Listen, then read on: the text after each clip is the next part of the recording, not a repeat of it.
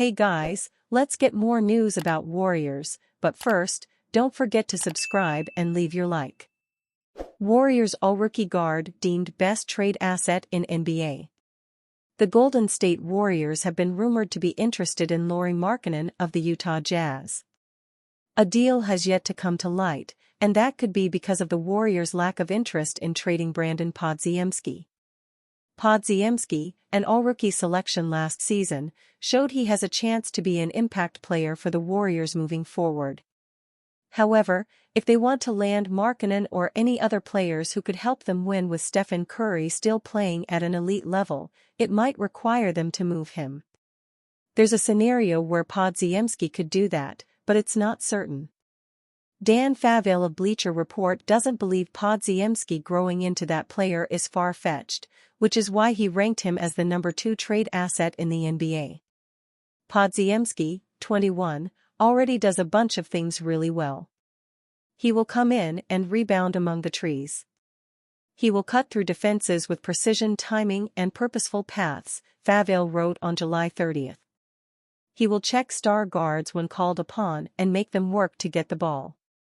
He will slide in for charges. He will keep the offense moving, as both a driver and passer. This functional balance is reflected in the numbers. Only 6 other rookies have ever matched or exceeded Podziemski's defensive rebounding, 16.7, assist, 18.1, and steal, 1.5, rates while tallying at least many minutes, 1,968. Alvin Adams, 1975-76, Larry Bird, 1979-80, Lamar Odom, 1999-2000, Ben Simmons, 2017-18, Luka Doncic, 2018-19, and Victor Wembanyama, 2023-24.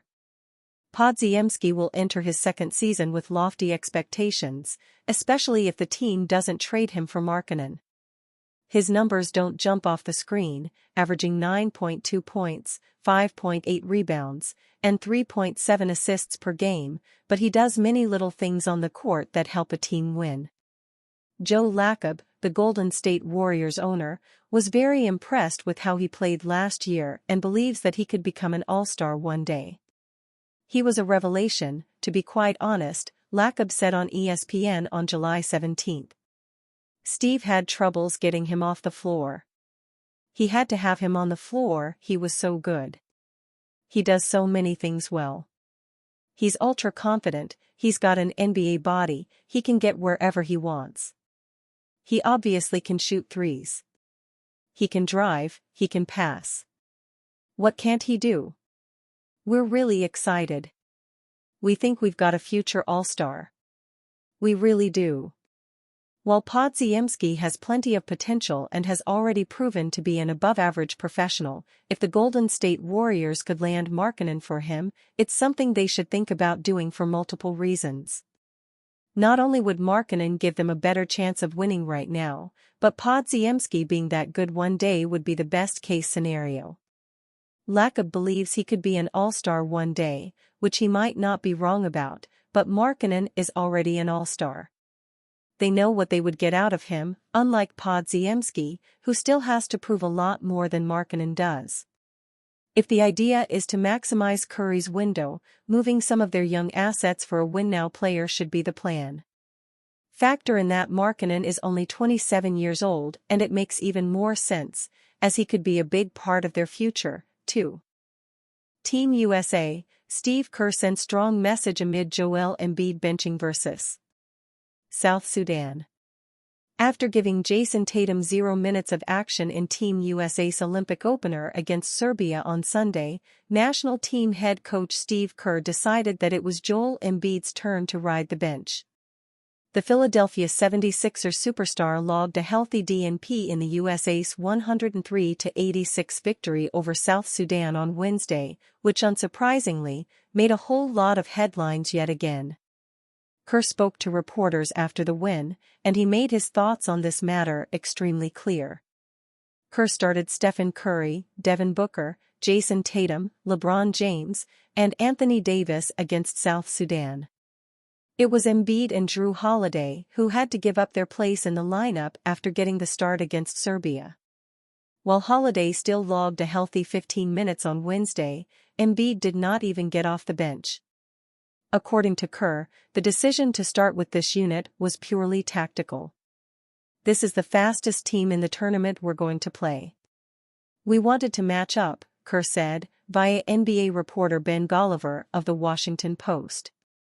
"They made 14 threes against us in London. The whole game today was going to be about switching and staying in front of people." Regardless of what the critics might say, the most important thing is that the Americans logged their second straight victory on Wednesday, which speaks volumes of Kerr's tactical decisions. When asked about having to bench his stars, Kerr issued a strong and unapologetic statement. "They're pros and committed to each other," Kerr stated. "I don't read social media. I would hope our guys aren't paying too much attention to that. That's a regular season thing where the soap opera can carry the ratings. Here, it's just win a damn gold." The man has a point. Warriors interested in trading for Trailblazers forward, according to report. Warriors were looking for a player who could raise their level towards the championship, but they have failed in every attempt so far.